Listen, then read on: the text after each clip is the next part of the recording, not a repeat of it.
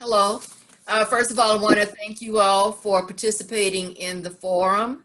My name is Dawn Abear, and I'm a member of Voters East of the Industrial Canal. So Rose, start with Mr. DeLarge. How are you doing? I'm doing So, fine yourself, Mr. Norm. okay, for both of you, I'd like you to give us your full name. What is your profession? The number of years in your profession, what seat you are seeking, and what is your ballot number? We'll go with Mr. DeLarge. Yes, ma'am. My full name is Marcus Oren DeLarge. I am a criminal defense attorney. I've been practicing criminal defense for 8 years, almost 9 years now. My ballot number is 94. Okay, thank you. Mr. Wainwright. Well, my name is C. Gary Wainwright. I've been practicing law for 28 years, and my ballot number is number 96. Okay, thank you. And I just want to forgive me. I practice citizens defense. I've never called the people I work for criminals. Okay, thank you so much. So now I would like you to be introduced to the two moderators. We have Donna Glapion and we have Brandon Gilmore, who's with You're Going to Film Me podcast. So let's get started. Yes, ma'am. Good evening, gentlemen. We're gonna, if you would, we're gonna just go in alphabetical order. So if you would answer the questions, Mr. DeLarge and then Mr. Wainwright. Yes, My ma'am. first question: how different are you from your opponent? And first of all, tell us how you're different from your opponent, and what would be your plans for your first 100 days on the bench? So obviously, I think there are a number of just obvious differences between me and Mr. Wainwright. One is that I'm obviously an African American and Mr. Wainwright is not an African American. Two, I'm a much younger man than Mr. Wainwright is. Another difference between us is that I have experience on both sides of the aisle. I've been a prosecutor as well as a defense attorney.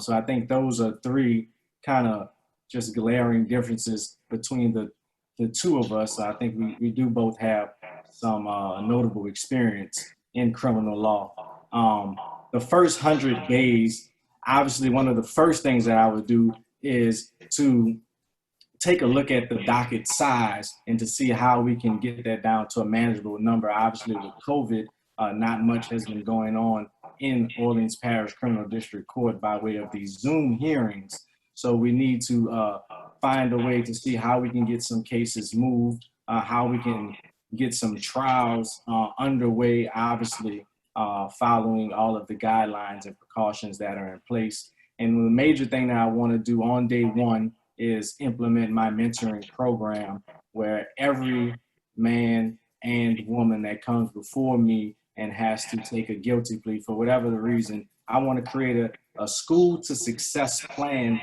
for that person. And that's going to include mentoring. I'm a graduate of St. Augustine High School. And one of the things that St. Aug does is they provide young Black men with positive Black men in their lives. And I want to do that to every defendant that comes in my courtroom. I want to put some positive people in their lives. That way I believe we can and we will change their paths. Thank you, sir. Mr. Wainwright? Well, I guess one of the primary ways that I'm different from Mr. DeLarge is I would never claim that my being white is something that would distinguish me from him. The fact is, I'm Cuban. I'm a light-skinned Hispanic. But for people who see the world through those kind of eyes, I guess there's some kind of traction in saying Mr. Wainwright is white and I'm Black. I'm dumbfounded that anyone who wants to sit as a judge could say something really that immature. And I guess that's the difference between the two of us. Mr. DeLarge says, I've been practicing almost 9 years. I've been practicing for 3 decades. I have represented 8,000 families in this town. I have the grandchildren of the people I represented 30 years ago, I represent today. And the reason is because everyone knows Mr. Wainwright is honest, he's hardworking, he cares about justice, and he doesn't see race. Just like I said, I don't represent criminals, which Mr. DeLarge is a criminal defense lawyer. The people I work for are human beings, and I don't see them as black or white. Now, my first 100 days, I definitely wouldn't see how many people I could get to plead guilty so I could clear the docket, so then I could claim I was putting them into some kind of class for convicted felons. This city and this justice system is in a catastrophe. This is worse than any hurricane. And Dr. Fauci said today that now, if we want to really be honest, this is going to be going on until at least December of next year. So the people, the men who have been sitting in prison for 6 months now and haven't set foot into a courtroom, we're going to have to find out a way to show those men some human compassion.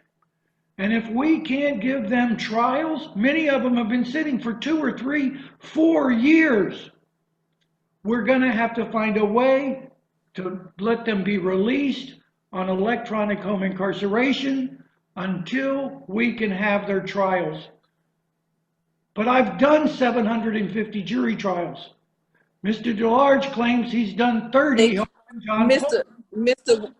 Mr. Wainwright, we'll let you get to that information a little bit later in the questions, but we're gonna have to move on to the second question. Thank you, ma'am. If you don't mind. Sorry to have to cut you off. That's okay. If there was a timer or something, So we're but gonna move. you're fine. Thank you. Okay, No problem. Donna, can I just stop Absolutely. just for one moment? Because we do have a new candidate that has come in, thank goodness. Okay, and that's Miss Stephanie Bridges. Hi, So I Ms. Bridges. would like you to state your full name, how you doing, your profession, how long you've been in that profession, and what seat you are seeking, including your ballot number. Okay, my name is Stephanie Bridges. I'm a candidate for Judge of Criminal District Court, Section K. My ballot number is number 93. I have practiced law for the past 13 years in multiple parishes, both criminal and civil court, and on the appellate and district level. I am currently the executive director of the New Orleans Council for Community and Justice, founded as the National Conference of Christians and Jews. Good, thank you very much. Okay, Donna, you can go on. Thank you. And so we have a full slate of questions to ask each of you. And so we're going to ask that as much as you can, that you keep your answer to around a minute, as close to that as you possibly can. We're going to answer questions. My next question is, well, Ms. Bridges, let me ask you the first question. How are you different from your opponents, and what plans do you have for your first 100 days on the bench? Okay, I am different from my opponents in that I have well-rounded experience. I have experience in the nonprofit area where I stated that I work for the New Orleans Council for Community and Justice, and we address all social ills, including the criminal justice reform. And as a practicing attorney and as a former attorney, for the city of New Orleans, where I worked on issues involving zoning, the Department of Safety and Permits, as well as landmarks. I believe my legal experience and my life experience makes me very unique in this arena. Thank you, ma'am. We're going to ask that you answer the questions in this order. Ms. Bridges, Mr. DeLarge, and Mr. Wainwright. My next question is, with reference to your experience in criminal district court, if you could answer quickly, how many jury and judge trials have you tried at criminal court, and how many of those were domestic cases? Okay, I have not had jury trials at criminal court. Most of my court cases in criminal have been bench trials. Thank you. And Any of those domestic?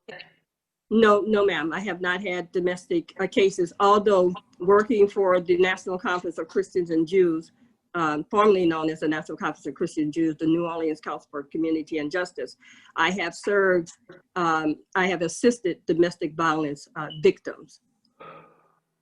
Thank you, ma'am. Thank you. Mr. DeLarge?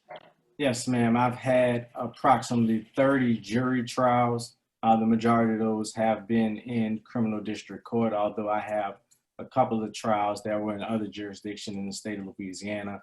I've had, 10 judge trials, and of those judge trials, half of those have been domestic in nature. Thank you.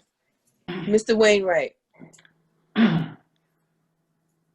I quit keeping track of the number of jury trials that I have done at around 750.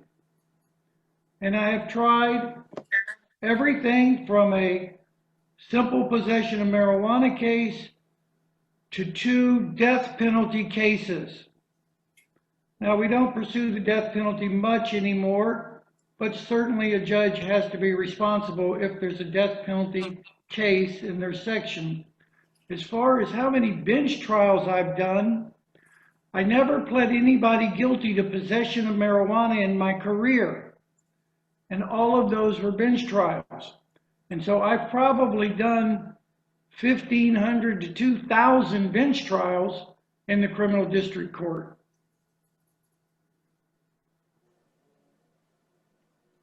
Any of those domestic cases? Oh, I apologize.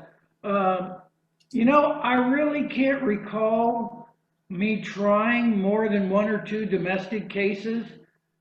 I'm a person that once I understand the facts of a case, if I can't resolve a case like that ordinarily, generally I don't try cases like that. I think people need to be responsible for their actions. Lots of times, by the time you get 5, 6 months, 8 months, 9 months, a year down the road, people have reconciled and, there's not a trial. But I have had cases of domestic abuse where it was men being domestically abused as well as women being domestically abused. And something I've noticed in the past probably 5 years is for the first time in the building, we're having homosexual couples who report domestic abuse. I don't think it was because there was no domestic abuse before. I just think that people aren't afraid to report it.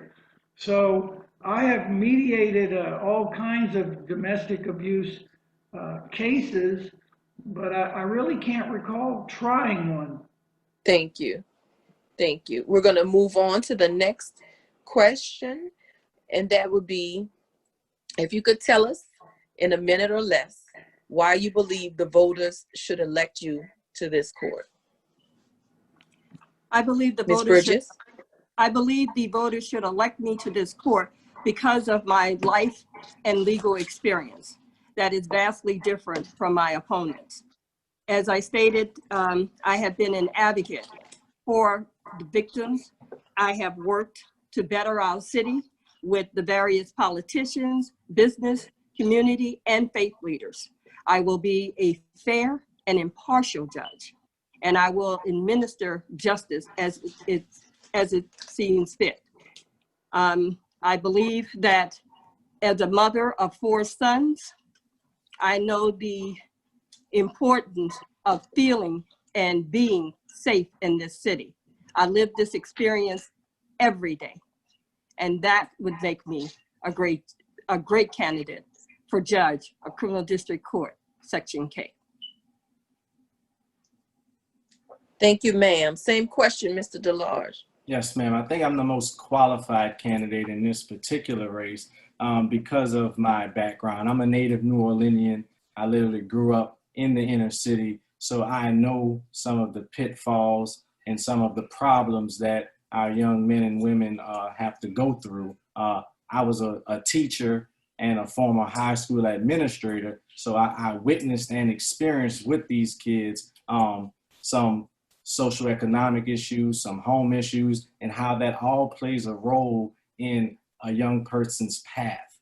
I do have the experience of being on both sides of the aisle. I believe I possess the requisite experience with regards to trials, with regards to motion practice, evidentiary hearings, even taking things up to the Fourth Circuit and even the Louisiana Supreme Court. I've literally done all of that. And I think all of that together, along with my youth, which I think is actually an asset in this particular race, makes me the most qualified candidate. Thank you. Mr. Wainwright, same question. Well, I guess I'm just from an older kind of school. I'm 67 years old, and I've been practicing in the criminal district court for 3 decades. I've done everything, including death penalty cases, and I never would have ever dreamt of being a prosecutor for 1 second in this racist criminal justice system that New Orleans is and that America is. So, you know, whoever wants to claim that I signed up for a job to put black men in jail, so I'm qualified to be a judge, God bless them. I have always granted people the true presumption of innocence. I have always defended our Constitution and Bill of Rights. And there's 8,000 families in this city that I have represented over the past 3 decades who know that I'm an honest, fair, knowledgeable, and experienced judge, that a person who's never actually tried a single criminal jury trial in their life would claim to be qualified to sit in the courthouse that tries the most jury trials in the South, just highlights the fact that I guess for me, the meaning of the word experienced is a little bit different. Thank you. Thank you, sir. And my next question is, tell me how you feel about the current, what is your opinion with reference to the Black Lives Matter movement? 1 minute, please. Ms. Bridges. I believe the Black Lives movement is critical to opening up the eyes of the public for the first time to seeing the plight of our people, of the Black people and brown, and to see the systemic racism that has always been in the system, in our criminal justice system. I want to state that knowing the law is the importance of actually having experience. If you know the law and know how to apply it, you can do it with jury and bench trials. That makes you an experienced person. Thank you. Thank you. Mr. DeLarge. Yes, ma'am. I think first of all, let me tell you that Black lives do matter, and it's interesting that you know, we're talking about that today, given the racial and social climate that's going on in our country. And this Black Lives Matter movement, it's a response when a group of people, they're tired. They're tired, they're fed up of a system that has oppressed them for so long. And you see it coming out when they take to the streets and they peacefully protest against that system. It's a system that is running rampant. It actually permeates every aspect of our society, including criminal district court right here in New Orleans. Far too many of our African-American young men and young women get caught up in the system. And that's why I'm running for judge, not to put them in jail, but to give them a lifeline for hope and survival in this city. And the idea is to get them all of the resources they need so that they can be successful, even in the climate and the racial tension-filled world that we live in today. Thank you. Mr. Wainwright? Well, as a person who had crosses burned in my front yard by the KKK when I was a child because I played with black children, as a person who grew up with the water fountains that said colored on them, and where people had to sit on the back of the bus and in a separate part of the movie theater, for me, Black lives have always mattered. I gave up a career in I gave up a multinational trading company and a career in international finance to come to the criminal district court to fight for the liberty of black men in opposition to the drug war. Black lives matter? Absolutely. The drug laws are the new Jim Crow. And I've been at the forefront for 30 years challenging the drug laws in this country and the drug laws in this state. And anybody who knows anything about the history of the criminal justice system in New Orleans for the past 30 years know that this guy right here, this is the reason people are not arrested for possession of marijuana anymore in this city. Thank you, sir. That's your time. Thank you. Thank you. Mr. Brandon, you have the floor. Thank you, Donna. And my first question is, in regards to criminal and prison reforms, what have you done to influence policy changes? What was the last part of your question, sir? In regards to criminal and prison reforms, what Yes. have you done to influence policy changes? By working, this is Stephanie Bridges. By working with the New Orleans Council for Community and Justice, that is all we do, is put together policies for criminal justice reform as it relates to sentencing, mandatory sentencing, as it relates to a program, for instance, that Judge Lori White and Judge Arthur Hunt had put together, the reentry program, where they have the lifers mentor the young people that are the lesser incarcerated people to come in to have, to help them, mentor them throughout into, and to mentor them, to mentor them so that when they are released, that they would look, when they get out, that they would be given jobs. I'm sorry, when they get out, they are given jobs. My thing is I want to enhance that program because I want to help them because most of the time you're dealing with poverty. You're dealing with mental illness. You're dealing with drug addiction. My thing is to enhance that program to get them the counseling that they need regarding drug abuse. If it's a mental issue situation, for instance, we have a lot of people in the military that are having mental blocks and that they get caught up in the criminal justice system. And I want to work with the Vera Institute to make certain that these needs are addressed, that and as well as the young men who coming out, even though they have jobs, I want to make certain also that they get the education that they want and that they get the training, the job training that they need so that they can have good jobs that would be able to support themselves and their family members. Thank you. And Mr. Byron, I'm gonna ask if you could repeat the question just briefly for me. Okay. In regards to criminal and prison reforms, what have you done to influence policy changes? So as a criminal defense attorney, when I use the word criminal defense, I'm talking about the type of law that I practice, not the people or the persons that I actually represent. I am on the forefront, literally in the trenches of policy reform itself. And that is another reason why I want to be a judge of Criminal District Court, Section K. Thank you, sir. Mr. Wainwright?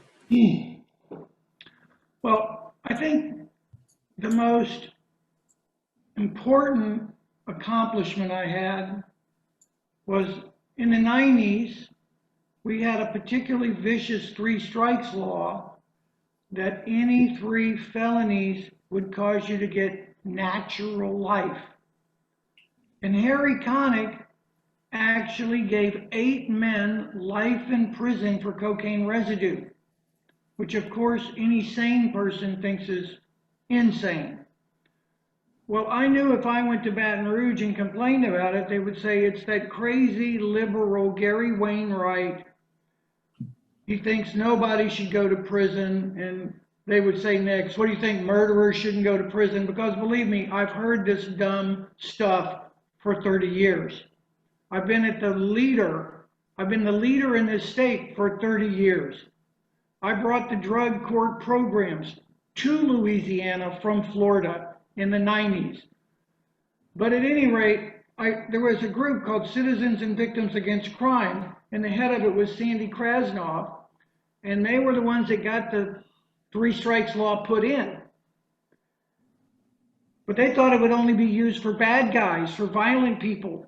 So I brought Sandy to court one day to watch him see a black man, because it's always a black man, to see a black man given life in prison for cocaine residue.